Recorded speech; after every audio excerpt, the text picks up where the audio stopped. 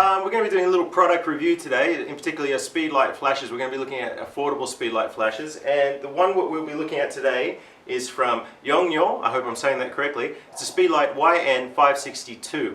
The reason we'll be looking at this is that it's an affordable option for photographers that are working in the field and also people who are new to off-camera flash or using flash in general. So we're going to talk a little bit about the pros and cons of this, this unit. But first, I'm just going to tell you what we get in the box. So when you purchase it, you get your box, of course. You also get your little protective pouch, I guess, which I don't personally use them, but they're great for if you're traveling or if you just want to stick it in your camera bag and bounce around with it. Inside here, you get your flash, of course, and your little hot shoe mount, like for light stands or just standing it on the ground.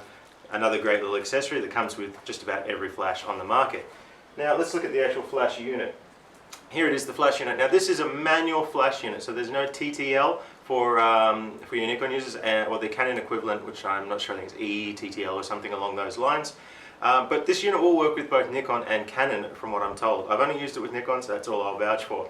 Like I said, it's a manual unit, so you can basically set your flash power between 128th power all the way up to full power, which is 1:1 power, with a zoom range going from 28mm to 105mm. Again, everything on that set manually.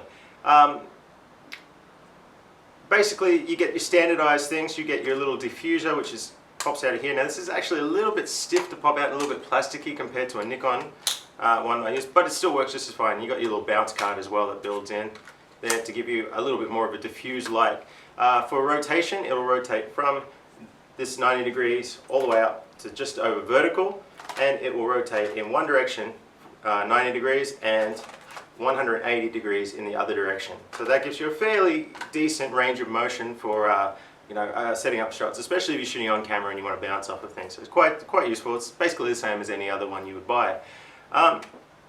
One thing I do like about this over the Nikon variety, well, we'll talk about two things, but in particular, one thing I do like is this screw mount, which I believe is actually taken from Canon.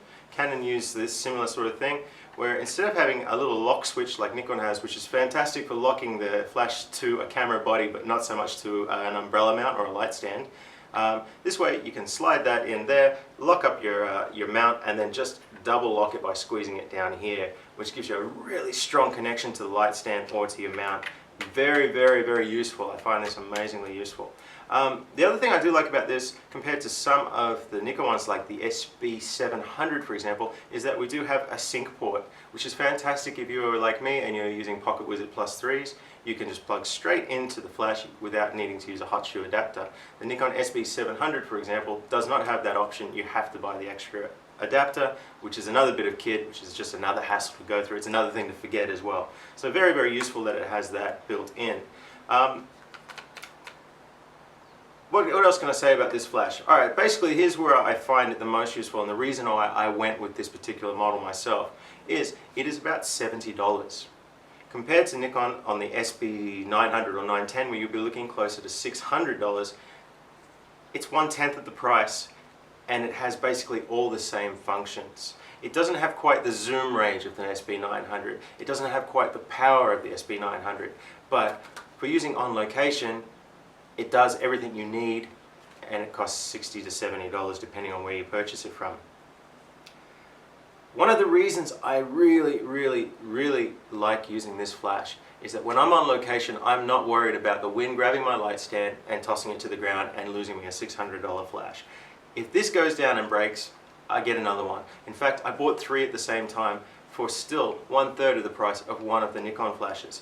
Now, I would much prefer to use a Nikon flash if I had an endless supply of money, or if I was just working indoors in controlled environments, or I had assistants running around with me. But when I'm out in the field by myself, usually on the beaches, running around and wanting to put my lights off cliffs and rocks and stuff like that, and just don't want to be thinking about, oh no, what if I lose my flash, or having to weigh it down or set it down properly. I just want to bang it in position, take the shot, and if it goes, it goes. I've got an extra one in my bag. So that is the main reason why I go with this flash.